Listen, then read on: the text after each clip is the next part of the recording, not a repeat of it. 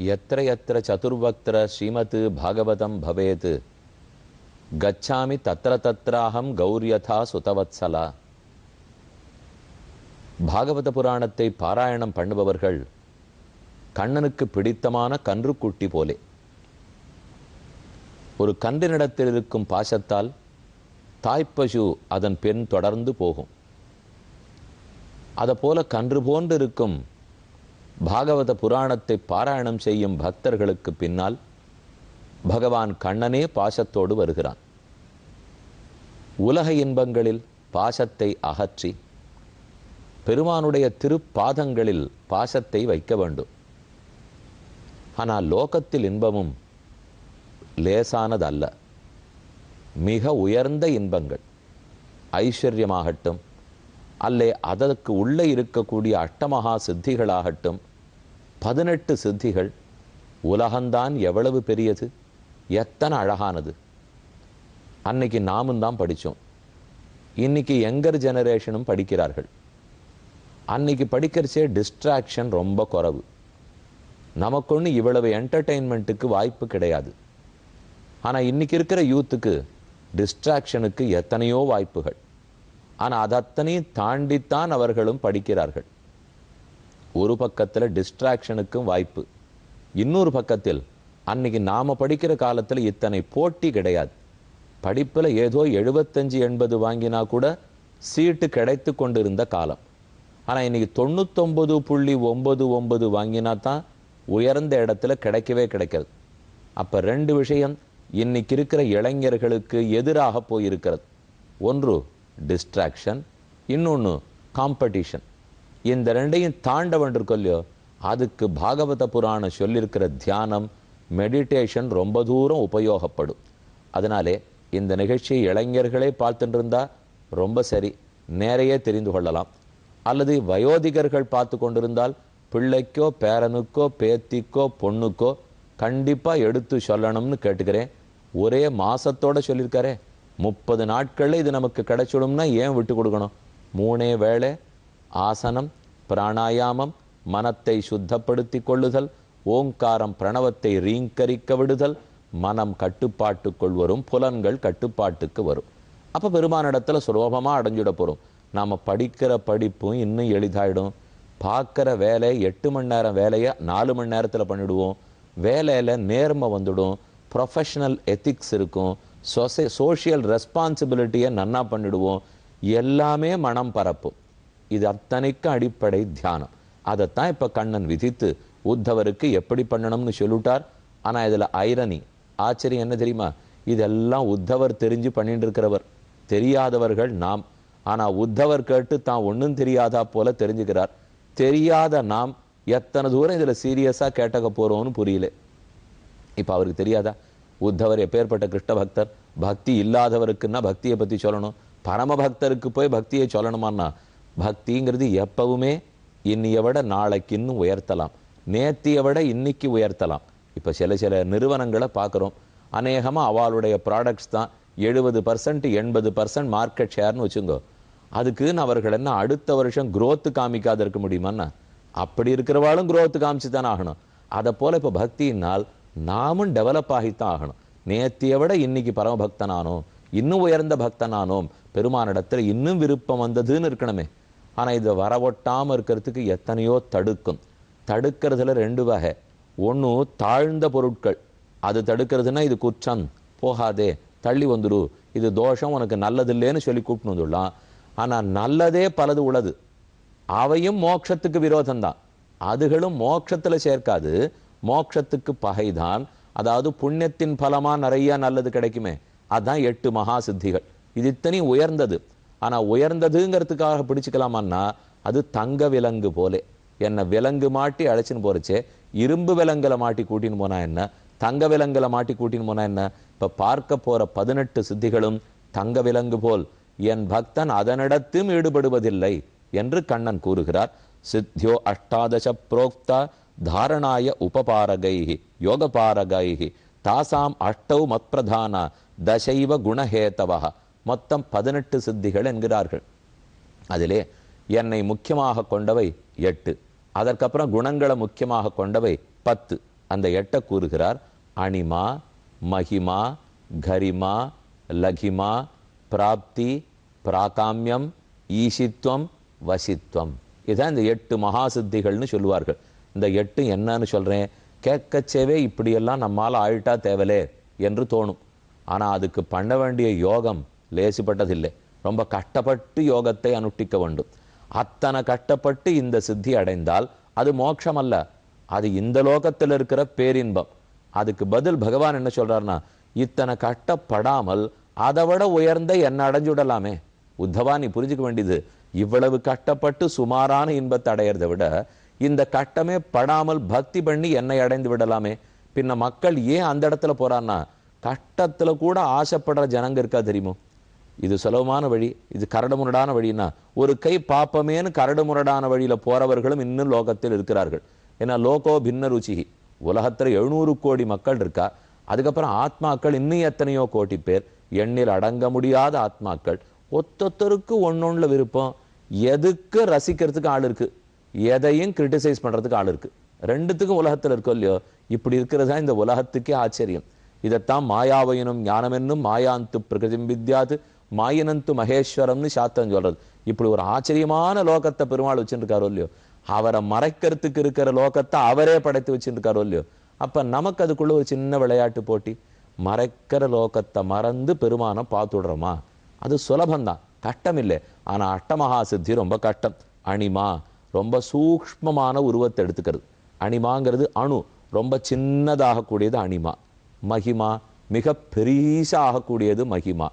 கரிமா, ரொம்ப பாரமா ஆழமா ஆக்கிடக்கூடியது கரிமா. லகிமா, அப்படியே புல்லை விட காத்தை விட நம்மளை லேசா ஆக்கி விடலாம், இது லகிமா. இது ஒன்னொன்னு யோகத்தினால ஏற்படணும். நம்மளை சிறு உருவமா ஆக்கிக்க முடியணும். இப்போ ஹனுமானை பத்தி கேள்விப்படலையா? இக்கரையிலேருந்து அக்கறைக்கு தாவினார். சட்டன்னு வேணும்னா பெரிய உருவம் எடுத்துட்டார், சின்ன உருவத்தை எடுத்துட்டார், வாய்க்குள்ள புகுந்து காதுலேருந்து வெளியில வந்துட்டாரோ இல்லையோ. அப்ப அந்த சித்தியெல்லாம் இருக்கிறவர்னு அர்த்தம். சாமி, அப்ப ஹனுமான் அஷ்டமகா சித்தியெல்லாம் அடைந்தவரா? அதுலதான் விருப்பமானா அவர் அத்தனையும் அடைஞ்சு விட்டு மொத்தம் பிரயோஜனம் இல்லைங்கிறத வீண்கிறத விட்டுட்டு அது அத்தனையும் ராம கைங்கரியத்துக்கு பயன்பட்டால் பிரயோஜனம். அப்படி இல்லாவிட்டால் நமக்காக அது பயன்பட தேவையில்லை. அவருக்கு வேணும்னா மொத்த சொத்தையும் நினைத்த இடத்திலிருந்து அடைவதற்கு தெரியும். ரிஷமுக பர்வத்தத்தில் மறைந்து காத்திருக்க வேணாம். ஹனுமான் சீதை முன்னாடி போய் நிற்கிறார். குனிஞ்ச முதுகு, வளைந்த முதுகு நிமிரவில்லை. தேவி ஒரு கண்ணு கட்டாட்சம் பார்வை கிடைக்குமாங்கிறதுக்காக அவள் அனுகிரகத்தோடு கொண்டு போய் ராமனிடத்தில் சேர்க்கணும்னுட்டு நவவியாக்கரண பண்டிதன், சூரியனை ஆச்சாரியனாக கொண்டு கத்தவன், பிரம்ம அஸ்திரம் அவரை ஒண்ணுமே பண்ணாது சஞ்சீவு பர்வத்தத்தையே பெயர்த்து தூக்கின்னு வந்தார். ராமநாமமான மோதிரத்தின் பலத்தால இத்தனை நினைச்சாரே தவிர தனக்கு இருக்கிற அட்டமகா சித்தியால இதுன்னு அவர் நினைத்ததில்லை. அப்ப சிறு உருவத்தை எடுத்துக்கொள்ளுதல், பெரிய உருவத்தை எடுத்துக்குதல். அதே லகிமா, ரொம்ப லேசா நம்மளை ஆக்கின்னு விடுறது. கரிமா, மிக ஆழமா பருத்ததாக ரொம்ப கனமானதாக ஆக்கி கொள்ளுதல்.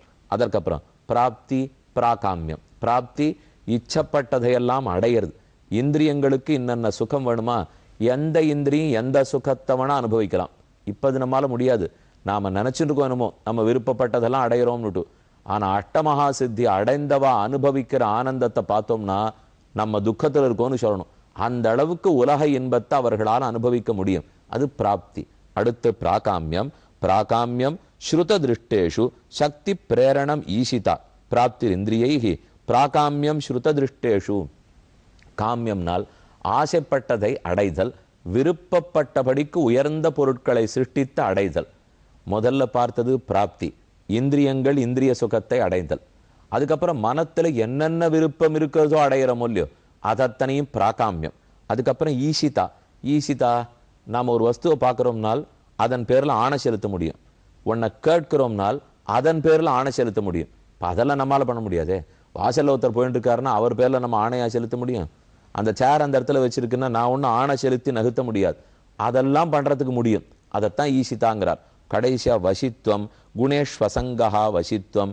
குணேஷ்வசங்கா, குணங்களிலே பத்தப்படாமல் நினைத்தபடிக்கு எல்லாத்தையும் நம் வசத்தில் கொண்டு வருதல். இப்படி அஷ்டமகா சித்தி.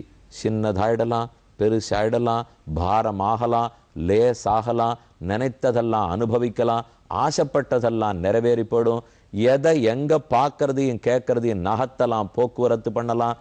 நாம மொத்த உலகம் நம்முடைய வசத்துக்குள்ள வரும். இப்படி பல ரிஷிகளை பத்தி கேள்விப்பட்டிருக்கீங்களோ இல்லையோ, அதை ஞாபகப்படுத்திங்கோ. யோகம் பண்ணி பண்ணி மனத்தை வருத்தி உடம்ப வருத்தி வருத்தி அஷ்டமகா சித்தி அடைகிறார்கள். இந்த 8 பார்த்துட்டோம். அப்புறம் ஒரு 10 சொல்றார். அனூர்மிமத்துவம், பசிதாகம் இல்லாமல் இருத்தல். தூர சிரவண தரிசனம் தேகேஸ்மின்னு, எங்கேயோ நடக்கக்கூடியதை இங்க கேட்கலாம், எங்கேயோ நடக்கிறத இங்க பார்க்கலாம். நம்ம கண்ணு முன்னாடியே அது நடக்காது. எங்கோ டெல்லியில ஒரு மியூசிக் கச்சேரி நடக்கிறதுன்னு வச்சுங்க, இங்கிருந்தே காது கேட்கும். யாரோ கலிபோர்னியால நகர்ந்துட்டு இருக்காங்கன்னு வச்சுங்க, இங்கிருந்தே பார்க்கலாம். அது எங்கோ இருக்கிறது இங்க நடக்கும்படிக்கு. மனோஜவக, மனம் போற வேகத்துல நாமே பிரயாணம் பண்ணலாம்.